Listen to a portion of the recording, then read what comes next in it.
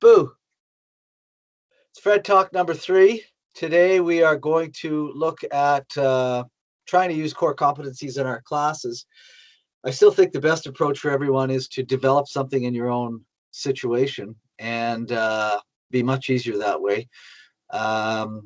Work in departments or work with colleagues or work cross-curricular and basically just create something where you're getting the kids to self-assess, to create a feedback loop where you're giving them input and you focus on various things. Now, 3 things we're going to look at today with me is one is a survey I'm going to use in my history class.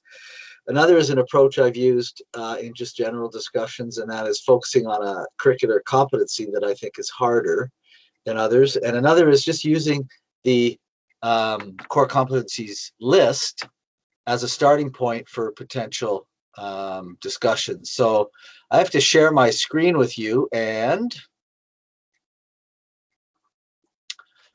we'll get going here. So one of the key things for me is just starting with the list, and this is a straightforward checklist to me, and you can just go through this randomly in your class, like are kids self-advocating under personal awareness and responsibilities? Are you drawing out questions where they have to self-advocate? Are they self-regulating? What's their well-being like? And obviously in the pandemic, this is something that we can all have check-ins once in a while. And each one of these competencies is going to fit a certain class better than others. For example, in my social justice teaching, clearly social awareness and responsibility, that was quite a straightforward core competency to discuss. In other classes where you're doing, say, more creative thinking, say in an English class or an art class or in metalwork, you could refer to those things on the checklist.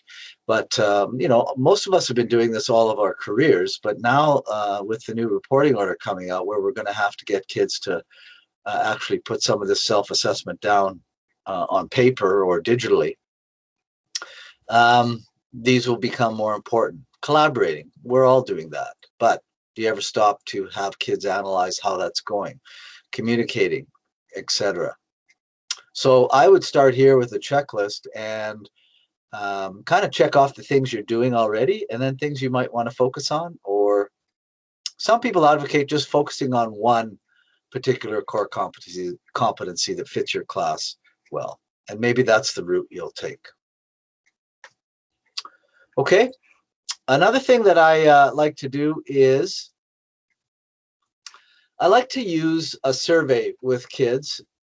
And this is the survey that I'm working on for my History 12 class in April. And it's fairly straightforward. And it relates to both curricular competencies and the core competencies. So in social studies now, I'm not sure if anyone knows this who doesn't teach social studies, but the Big 6 historical concepts are really the driving force behind this curriculum. In all the social studies classes now, Big 6 has to be front and center. Basically, it's a system developed by Peter Seixas at UBC, a social studies teacher for 22 years before he went back to do his doctorate and become the expert at this stuff. And I find it very useful in my own classes. It's a way in. It's a roadmap for students to start thinking about history. Anyway, I want to know how much they know coming into my History 12 class. So first question, do you know anything about the Big 6 historical concepts? If you do, describe what you know. Second question, why did you take History 12? What are you hoping to learn? Third question, why do you think history is important to learn? 4, think back on your social studies education. What do you like most about social studies? Least? In this class, you will be giving a major topic presentation. How do you rate yourself as a presenter? 1 means you enjoy the process and like presenting in front of others. 5 means you are a reluctant presenter and worry about it. 6, why do you think understanding history is important to your personal, cultural, and social responsibility? And by asking these questions of kids and then briefly discussing in class with them and having them write it down, I'm going to collect these sheets. I'm going to make a copy of them so I have them in my class binder. And then periodically, throughout the term, probably twice, once in the middle and once at the end. Have students refer back to these questions to see how far they've come, because part of the core competency process is evidence and progression, showing how kids are progressing along different curricular competencies and core competencies. So I highly encourage you to use a survey of some sort. This could even be one-on-one. I know certain teachers, Ashley has done this, Earl's doing it. You talk to individual students and see how they're doing and get them to write down what they're up to and what they hope to achieve, goal setting, whatever course you're doing. The kid took your course, especially obviously if it's an elective, for a reason. It's probably good to engage in a conversation about what that looks like and why. Now, another thing that I would encourage is, and this is where it gets a bit more interesting to me and something I think we can all relate to, because all of us teach courses where there is going to be a curricular competency or three that kids struggle with, and they struggle with before they enter your class. So this is Science 10, a curriculum which I really find exciting. There's lots of cool things in here. Basically, the big ideas are DNA, chemical processes, energy, and the universe. So you got space, you got energy, you got chemical reactions, and you've got the foundations of life, DNA. So that's quite interesting for sure. And I think in a class like this, you might want to, and this is just an example, focus in on an anticipated curricular competency that you think kids will have trouble with or struggle more with.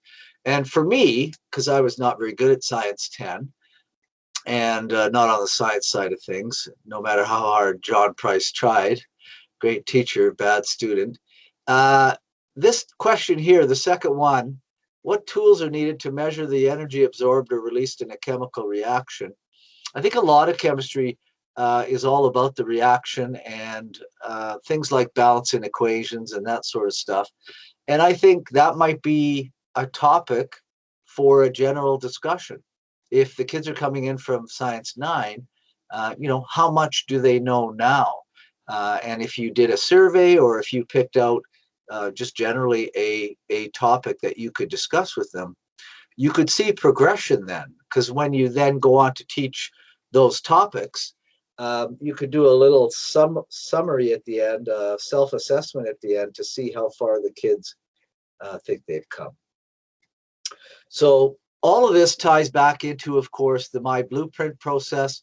So when we go back to CSS and we go to the My Blueprint process, you can have students load into their project, load into their My Blueprint, any of the work that you're doing with them. Again, here's my class, here's my history class, here's the student view. You can have students in their portfolios add a section on, you could put science self-assessment, and you could add that to your portfolio. You go back and you see there it is. And then when you click on it, you can add a box to this science self-assessment. Could be media, could be a journal. It could be something from your ClassPass, right? Using your phone. The kids could take a picture of their self-assessment and upload it.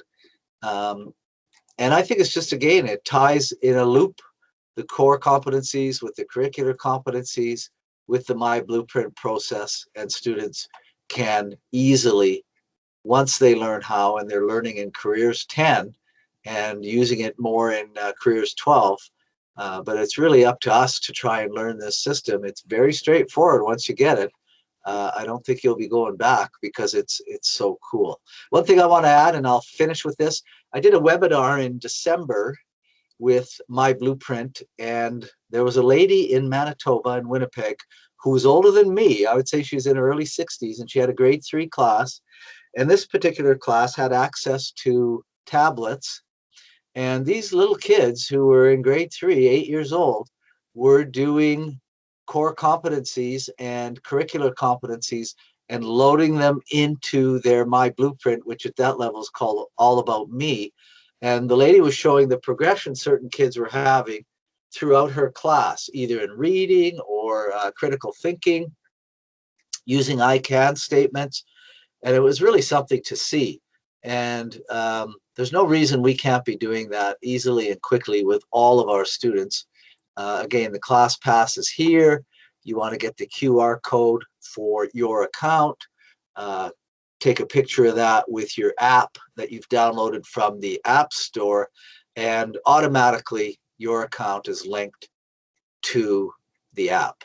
And it's just so easy. You can load all kinds of things from your phone, including core competencies, however you're doing them in your class, whether a photo, a kid could take 2 photos of these answers, and load them in to his core competencies, his or her core competencies. So that's it. It's a process. Of course, I would love to hear what you're up to. If you're doing something innovative or new or something that's working for you. I've asked some staff to try and put some videos together, but obviously people are busy and drained, and spring break's coming, so it is what it is. My next topic is going to be assessment, and talking about some of the different approaches to assessment that are coming down the pike. And I'll start working on that after D. Willie tonight. Anyway, thanks very much. And that's it for me. I am